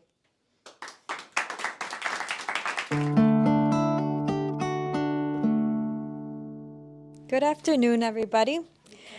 It's a privilege to be with you and to share this idea that we were working on. I'm not the CEO, founder, anything. I guess I'm more of a cooperator, a voice sharing the idea. So about 1.5 years ago, we had the great gift of coming from Miami to Poland to the Diocese of Gliwice, and we started to notice many treasures, hidden treasures there. First and foremost, our bishop, our priests, those that we serve with, and also the saints that we've encountered, those who have walked in the same places where we live, including St. Edith Stein. But we've also encountered that there are many schools, diocesan music schools and iconography schools, different treasures that we want to make available for those especially who don't have that opportunity regularly, to bring people from the West to the great nation of Poland. And so why am I sharing this with you? You all are a gift to us because we can share about this in our little bubble with the contacts that we have, but in reality, we can make this more known, more global as we share this information with you. So you are a gift to us. One of the gifts that we can use is the personnel, personal contact, personal relations, but of course social media as well. So we are trying to simply spread that the church is alive, that the church is active, and the church has much to offer to young people, to young adults, and to not allow those opportunities go to fail. For me personally, it was such a great gift that I myself had an opportunity to leave the known, leave my area where I grew up, and come to a foreign place, kind of like what we did here. Each one of us, we have our realities, we have our business, we have our daily life, and we ended up on an island for a week, and we already started to see how new ideas, creativity, relationships were born. In the same way, in our spiritual life, if we leave our normal life and we kind of step out and allow the Lord to speak to us in a new reality, it can be very refreshing. So when I was 15 years old, that same thing happened. I had the opportunity to go to Poland, to visit many places, and it was a new birth in my own heart. And so we encourage you, if you have the opportunity, to do the same in your own life. And one of the opportunities that we are providing is to provide a music and pilgrimage workshop. We have a sacred music school in our diocese, and we would like to offer the opportunity for each one of you and anyone that you know to come to receive some nourishment for your soul and to pray as we sing, and at the same time go visit many beautiful places. Music is very powerful, it's universal, and I think it speaks to each one of our hearts and our lives. And so we simply encourage you to take the opportunity to do so. I simply would like to ask of you a couple things. First and foremost, if you have any contacts to church choirs, to universities, to high school students, to please share this information with them. to share it at your local church or at the diocesan level. If you have a monthly newsletter, to put it in there. If anyone's willing to cover costs of flights, or if you have any contacts there, that would be very helpful. And also any businesses that can help provide apparel and branding. So thank you very much for your attention, and God bless you.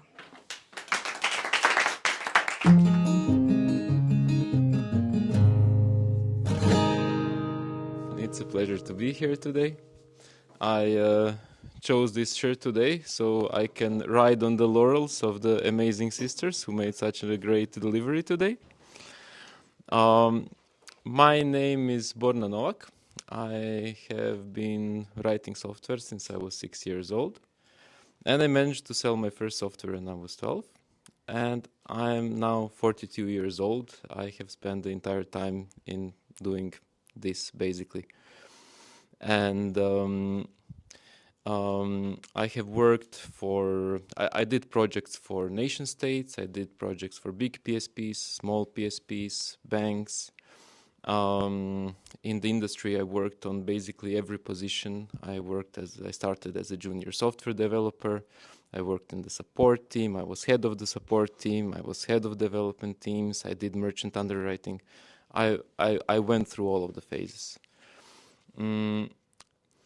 I did projects on basically all continents except Antarctica, and every place has its own particularities, its own rules, its own regulations, and life has brought me into a position where I can pull these kind of projects off with good competence.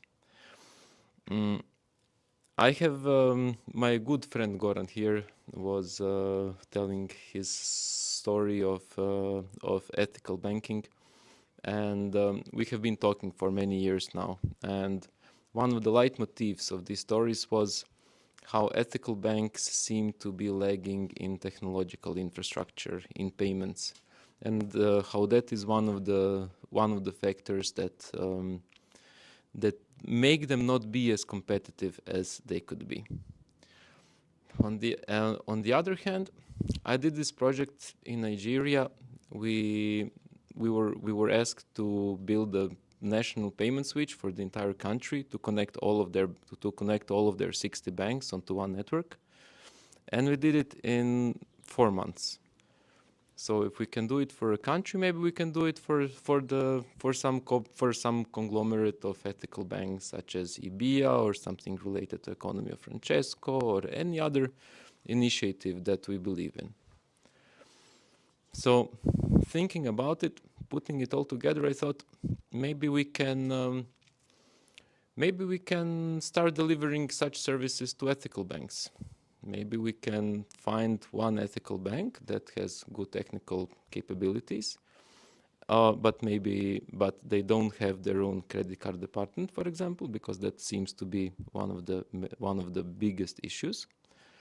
And just help them get the technological expertise that they need to be able to do that job themselves. So instead of making them hooked on various super expensive, with companies that do things with super high margin, such as Fiserv, such as Base24, such as First Data, and all of the other big players. Let's make it so that, like in the Nigerian case, let's make software for them, let's teach their developers how to use it, let's give them the authorship of the software, and let them be capable of running their software on their own. Considering the margins that are in this industry, I believe we can offer I believe that for the same amount of finance, for the same amount of revenue that a company that sells just the license of the software and nothing else to a bank, I believe that we can sell the source code and do the same thing for another bank. After that, I believe that we can set up a processing center for all of the small banks that just do not have the capacity to handle something like that on their own. In time, we should have more and more banks plugged into this network that use the same know-how, that use the same experience, that use the same standards, and we can put them all together like we did in Nigeria. And with this, we would start to see some added benefits to the whole thing that we didn't see before. We would start to see more frictionless payments between businesses from different countries and different contexts. We would start to see, hopefully, more money movement between ethical banking institutions. And hopefully we would start to see, and hopefully we could start to perhaps even see a communal payment network for the consumer base, which would also be nice. So, what are we asking for? My first ask was to reach out and ask for C-level contacts, either technological or business, that work in these kind of institutions with whom we can have a discussion, and see if they're the good fit for the first pilot. And then after that, and of course, we want to continue building this network and build a good network of such institutions, so we can continue expanding the project as I described. But then, just this morning, of course, it's an idea in development that started on this incubator. I thought maybe if there are willing investors, maybe we can buy companies that already do something like that.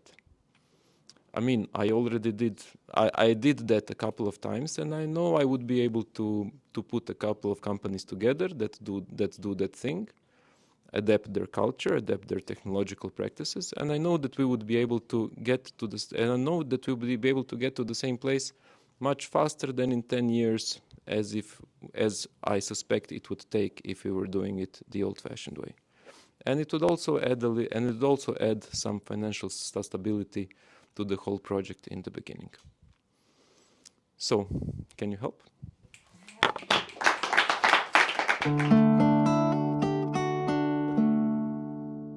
Good afternoon to all of you here present, those connected. My name is Sister Evelyn. I currently serve as Director of Development and Investments in the Diocese of Gliwice-Poland, and I have worked before in various educational institutions ranging from elementary, middle school, all the way to universities. So I am very familiar with the impact that education, information can have on us and our society.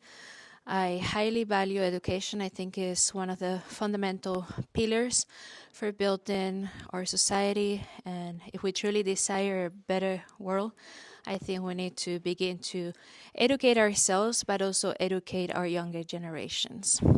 During this week, we have been speaking a lot about building sustainable models, seeking to root our economy and our businesses in models that help to heal, restore our world.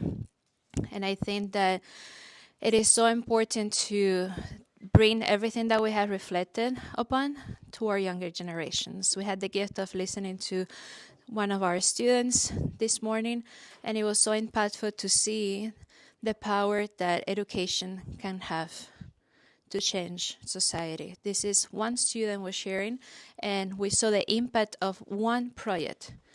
And so if we form many more hearts, like Pope Francis said in his address to the economy of Francesco in September of last year, the young people are a path. And I think that through education, we can reinforce that path to build the better world that we all desire, that we want to help heal and restore the balance, the peace, the justice, really the home that we're longing for, because the world that we have received, it's the home that the Lord has given to us, and we're all responsible to help restore that. And with those core values, the idea that I want to present to you is the need to create a Catholic high school rooted in the principles of Catholic social teaching, but at the same time highly specialized in information technologies, data processing technologies, alternative energy technologies, alternative energy production, things that are highly necessary in our society today, that are highly specialized in our markets today, but deeply rooted in ethical values to form not only highly specialized and skilled professionals, but also ethical leaders. Leaders who will go out into the world and truly seek to build a world that is dignified, that is worthy of the human person. And so the idea is to build a 5-year vocational high school that will have a hybrid model, giving opportunities for students not only from the region who could be commuters, but students from other locations that could stay through our boarding options as well. It will give formation in multiple languages, so also helping them increase their impact and their reach in the business world. It will have opportunities for low-income families. We want to create a self-sustainable model, but through a sliding system that will be able to provide scholarships for low-income families so that we truly make this accessible to all members of our society. This school will be partnering with our Polytechnic University of Silesia, the region where it will be built, but we look forward for partnerships beyond that, not only in the local area of Poland, but internationally as well, to be able to provide hands-on experience to our students so that when they finish, they're already capable of entering into the workforce or moving on to even highly specialized universities if they want to continue to foster their formation. And so what I ask of you today, if you're a mission-driven professional, if you're a mission-driven investor, is to consider your values, the impact that you want to make in this world, and how are you going to be able to do that on your own, but rather share that with the younger generations so that they truly become the driving force to changing our society for the good, to help rebuild and heal our world. So thank you so much. I look forward to hearing your feedback. If you have ideas, a pool of driven mission professionals, investors, educators, IT professionals who would like to collaborate, we're more than welcome to start the conversation. Thank you.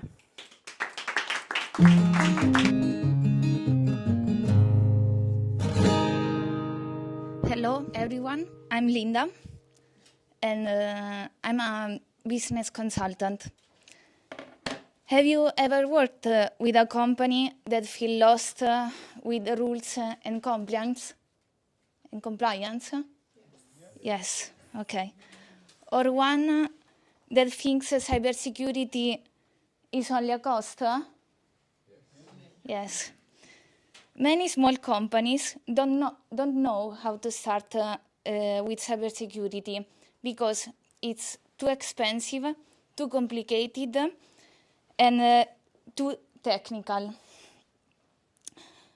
But I am here to offer a simple service. First, a short consultancy to check their situation. And after, I help them with easy tools and clear information. Pay less today and avoid fines tomorrow. Okay, so I'm here, and if you want to join my network, you can contact me. I will be very happy. Thank you for your attention, and thank you all.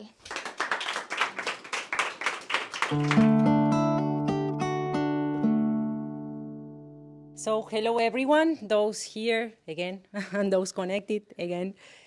I want to share with you a personal story that turned into a common story. When Pope Francis wrote his letter and invitation the 1st of May of 2019, inviting young people, entrepreneurs, change makers, and academics, I was one of them replying from my city in Argentina. Me, like other young people. Some of us, 12 of us, we gathered, trying to respond to this call, finding and bringing justice into agriculture. The 12 of us working with farmers, we did what we do, which is talking with the farmer. So we realized that farmers in Argentina, in Nigeria, in Italy, in China, they were facing the similar pain. They were witnessing soil that is going into desertification, which is impacted by the effect of climate change, the cry of the earth. And also they were experiencing that they wanted to do something to change the way they were farming in order to see an impact on the soil, but they didn't have enough resources or enough knowledge in order to make those practices that mitigate climate change, a cry of the poor. So we decided to come together and to respond to that cry of the earth and the cry of the poor, and do that by bringing a just food system, by putting the farmer at the center. So how we did that? So we do that in two different ways. So we do that starting with the farmer, with farmer trainings. Our farmer trainings follow the process of invitation of Pope Francis of the See, the Choose, and the Act. So we start by learning from the local reality, learning how is the soil in that local reality, about the community, about the farmers, about the other organizations that are around this area, asking the farmer what are the main pains they see and what they think they want to learn, discerning, designing the training, and then implementing the training with local partners. We do that in 3 dimensions. So one is that are practical and theoretical. So one is regenerative agriculture, which mitigates the effects on climate change. We do in the economic dimension because we want every farmer to be an agripreneur. And also on the social and more community spiritual part, which is for us bringing all the farmers together, creating community and bridges between them.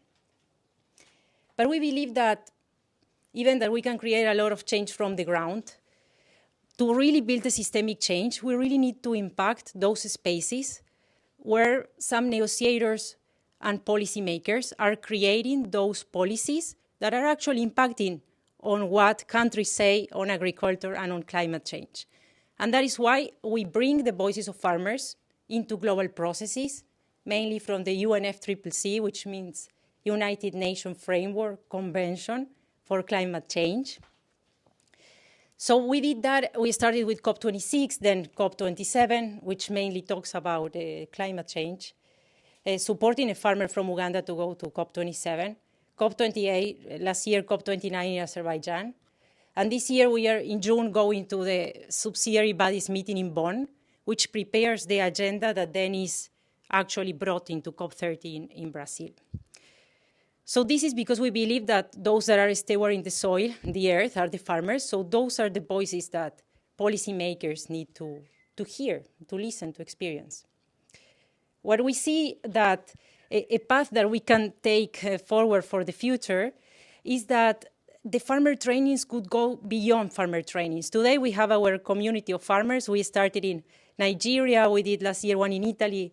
And this year we are doing one in Ireland. And I so connected that David, Olaide, and Samson, who are our farmers from Nigeria, are here with us. We want to not only finish in the training and this community that we create online after with them, but also do a project co-created with them and interconnected with the farmers that we can mentor after and even probably support the commercialization of their products. This is what we dream and what we want to do next.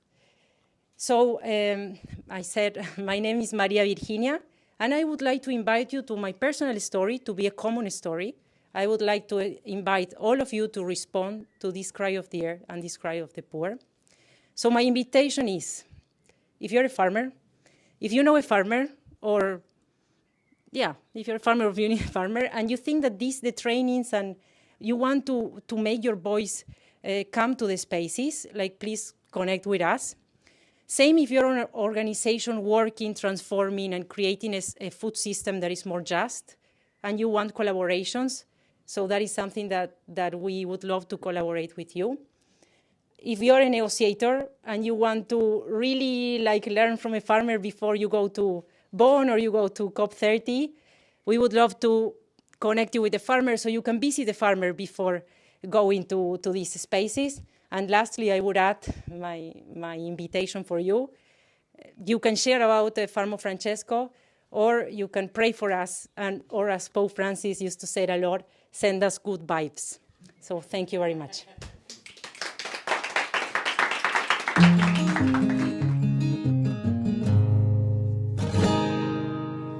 name of the Father, and of the Son, and of the Holy Spirit. Amen.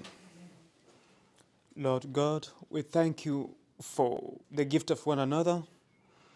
We thank you for the gift of love, for the gift of friendship. And we thank you for the gift of your creation.